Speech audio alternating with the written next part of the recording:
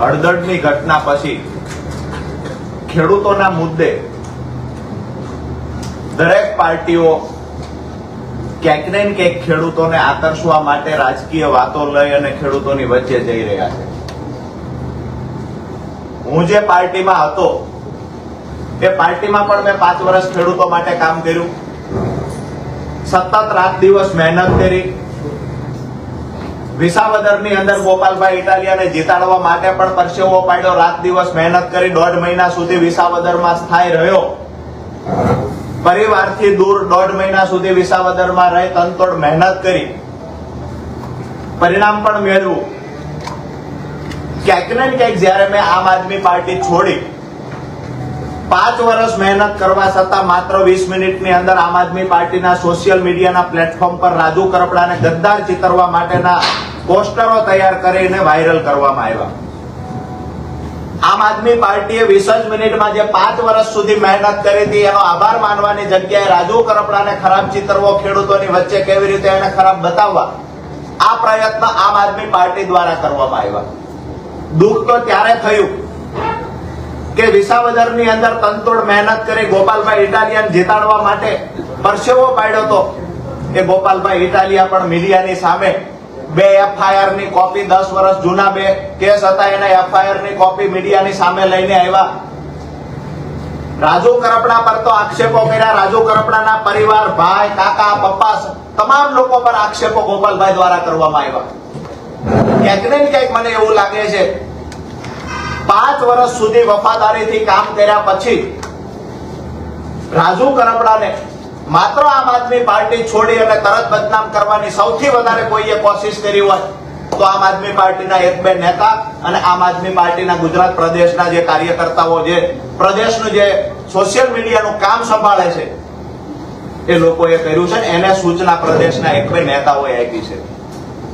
ક્યાંક ને ક્યાંક મને એવું લાગે છે ખેડૂતોનો જે મારી સાથેનો પ્રેમ હતો, આ પ્રેમની વચ્ચે દિવાલ ઉભી કરવા માટે ખોટું ષડયંત્રના ભાગરૂપે ખોટી રીતે રાજુ કરપડા ડરપોક છે, રાજુ કરપડા ડરીને ભાગી ગયા છે, રાજુ કરપડાને સંપન્નની સાથી નથી, આવી વાહિયાત વાતો એ લોકો દ્વારા કરવામાં આવી જે લોકો માટે મેં તનતોડ મહેનત કરી હતી. મહત્વની વાત એ છે કે આમ આદમી પાર્ટી દ્વારા ખેડૂતોની વચ્ચે જવા માટે ક્યાંક ને ક્યાંક કિસાન બચાવો યાત્રા સૌરાષ્ટ્રમાં કાઢવામાં આવી. આ યાત્રાનો જે ફિયાસ્કો થયો છે એના પરથી દેખાઈ આવે છે ખેડૂતોએ આમ આદમી પાર્ટીથી મોઢું ફેરવી લીધું છે. હું પણ એ પાર્ટી સાથે વર્ષો સુધી રહ્યો. વાસ્તવિકતા મેં પણ ખૂબ નજીકથી જાણી ખરેખર ખેડૂતોના નામે રાજનીતિ કેવી રીતે થઈ રહી છે, ખેડૂતોના નામે ક્યાંક ને ક્યાંક રાજકીય રોટલાઓ શેકાઈ રહ્યા છે. મહાભારતની અંદર કૃષ્ણએ કહ્યું છે કે સત્તા માટે થઈ અને પોતાના કોઈ જો અન્યાયનો રસ્તો અપનાવે, સત્તા માટે થઈને ખોટા રસ્તે જો પોતાના જઈ રહ્યા હોય તો એની સામે પણ લડવું જોઈએ. આવું મહાભારતમાં કૃષ્ણએ અર્જુનને કીધું છે. અને હું એવું માનું છું કે મારા ખેડૂતોના નામે જ્યારે કોઈ રાજનીતિ કરી રહ્યા હોય ત્યારે ખરેખર વાસ્તવિકતા ખેડૂતોની વચ્ચે લઈ જવી જોઈએ. કોઈ પણ પાર્ટી ભૂતકાળમાં પણ ખેડૂતોના નામે ઘણી વખત રાજકીય પાર્ટીઓએ રોટલા શેક્યા છે. મને એવું લાગે છે કે આવનાર સમયમાં જેવી રીતે સુરેન્દ્રનગર જિલ્લાની અંદર ખેડૂતોને અભિપ્રાય લેવામાં આવ્યો, તમામ ખેડૂતોની એક વાત હતી કે રાજુ કરપડા જ્યાં જાય ત્યાં અમે એની સાથે છીએ. હું એવું માનું છું કે સુરેન્દ્રનગરના કાર્યક્રમો પછી જે સૌરાષ્ટ્રમાંથી ખેડૂતોના ફોન આવ્યા, ખેડૂત આગેવાનો મળવા આવ્યા, છેલ્લા 5 દિવસથી મેં તમામ જિલ્લાઓમાં આગેવાનો સાથે મીટિંગ કરી છે. એના પરથી ખેડૂત આગેવાનોને મળી અને એક નવો નિર્ણય લીધો છે કે અહીંયા આમ આદમી પાર્ટી ખેડૂતોના હિતની વાત કરે છે, એ જ આમ આદમી પાર્ટી અહીંયા દેણા માફીની વાત કરે છે. હું માનું છું ગુજરાતના ખેડૂતોના દેણા માફ થવા જોઈએ. સત્તામાં બેઠેલી ભાજપને પણ સંદેશ આપીએ છીએ ખરેખર ખેડૂતોના હિતમાં નિર્ણય લેવાવો જ જોઈએ. પણ આમ આદમી પાર્ટી અહીંયા દેણા માફ કરવાની વાત કરે છે તો પંજાબની અંદર શા માટે દેણું માફ થતું નથી? ગુજરાતમાં દેણા માફીની વાત છે. દેશના સૌથી વધારે જો ખેડૂતો પર દેવું હોય તો પંજાબમાં છે. બીજી વાત કે ચાવવાના અને દેખાડવાના જુદા જુદા હોય, આવું ના હોઈ શકે. પંજાબની અંદર શંભુ બોર્ડર પર કેન્દ્ર સરકારની સામે MSP ના મુદ્દે 13 મહિનાથી જે ખેડૂતો આંદોલન કરી રહ્યા હતા, રાત્રે એમની પર પંજાબ પોલીસ દ્વારા હુમલો કરવામાં આવ્યો, તંબુ તોડી નાખવામાં આવ્યા, દંડા મારવામાં આવ્યા, 700 થી વધારે ખેડૂતોને પૂરી દેવામાં આવ્યા જેલમાં. તો આમ આદમી પાર્ટીની સરકાર છે ત્યાં અહીંયા એમએસપી ની વાતો કરવામાં આવે છે, ત્યાં એમએસપી મુદ્દે લડી રહેલા લોકો પર અત્યાચાર શા માટે? તો મારું સ્પષ્ટ માનવું છે ક્યાંક ને ક્યાંક તમામ રાજકીય પાર્ટીઓ ખેડૂતોનો હાથો બનાવીને ખેડૂતોનો ઉપયોગ કરતા હોય એવું લાગે છે. તો આવનાર દિવસોમાં એટલે કે આવતી 19 તારીખથી 24 તારીખ સુધી તુલસી શ્યામથી અમે કિસાન સંકલ્પ યાત્રાની શરૂઆત કરીએ છીએ, જે તુલસી શ્યામથી સાવરકુંડલા, સાવરકુંડલાથી અમરેલી, અમરેલીથી બગસરા, ધારી, ત્યાંથી વિસાવદર, માળિયા હાટીના, કેશોદ, જામનગર, મોરબી, રાજકોટ, જસદણ થઈને સુદામડા ગામે 24 તારીખે સમાપન થશે આ કાર્યક્રમ. આ કાર્યક્રમ દરમિયાન ખરેખર ખેડૂતો માટે શું કરવું જોઈએ, ખેડૂતોના પડતર પ્રશ્નનું નિરાકરણ કેવી રીતે લાવી શકાય, આગામી દિવસોમાં કોઈ પાર્ટી સાથે જોડાવું કે પછી ખેડૂતો માટે અલગ જ રણનીતિ તૈયાર કરીને અલગ રીતે મોરચો ખોલવો, આ તમામ બાબતે ચર્ચાઓ થશે, તમામ બાબતોના નિર્ણયો લેવાશે. આજ દિવસ સુધી કોઈ એવું માનતું કે ખેડૂતોનું સંગઠન નથી, ખેડૂત ક્યારે સંગઠિત થતા નથી અને જેવી રીતે મન ફાવે એવી રીતે રાજકીય પાર્ટીઓ ખેડૂતોનો ઉપયોગ કરી રહી છે. પરંતુ એમને કહીએ છીએ કે ગુજરાતના ઇતિહાસમાં ક્યારે ખેડૂતોને સંગઠિત નહીં જોયા હોય એવી રીતે સૌરાષ્ટ્રના ખેડૂતો આવનાર દિવસોમાં સંગઠિત જોવા મળશે.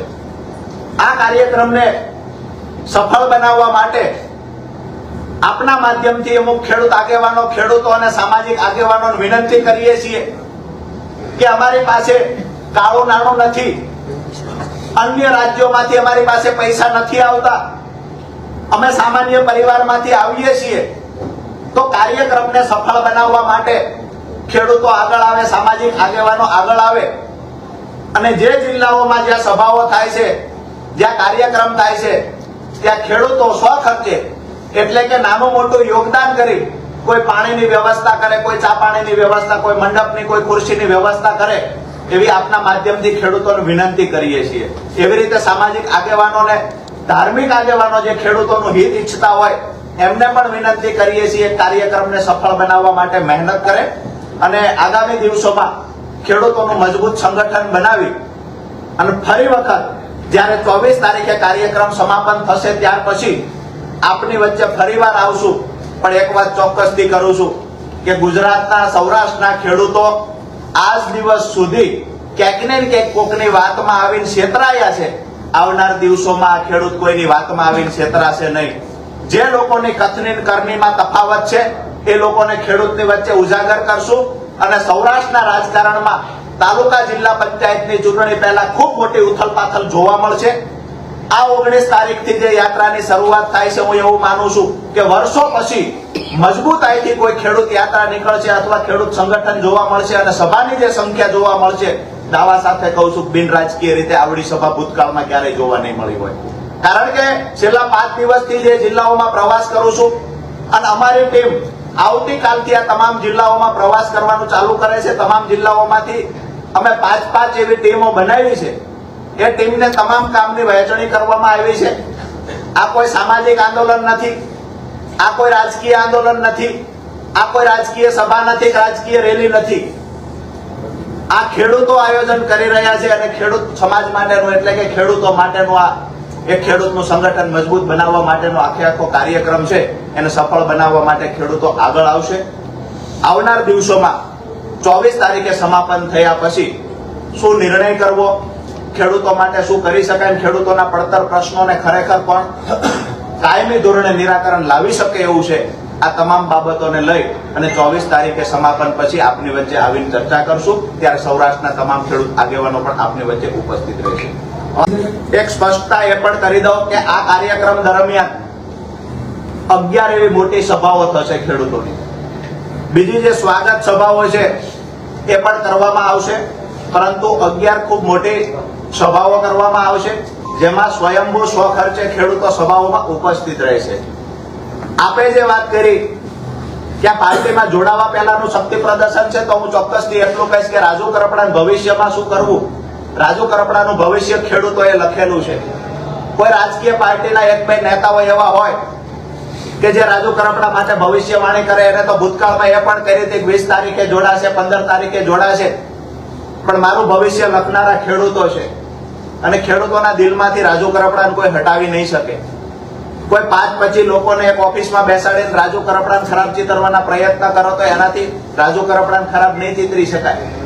આવનાર સમયમાં દૂધનું દૂધ પાણીનું પાણી થઈ જશે. એક વાત ચોક્કસથી કહીશ કે આ શક્તિ પ્રદર્શન હશે, પણ અમારા ખેડૂતોનું શક્તિ પ્રદર્શન હશે.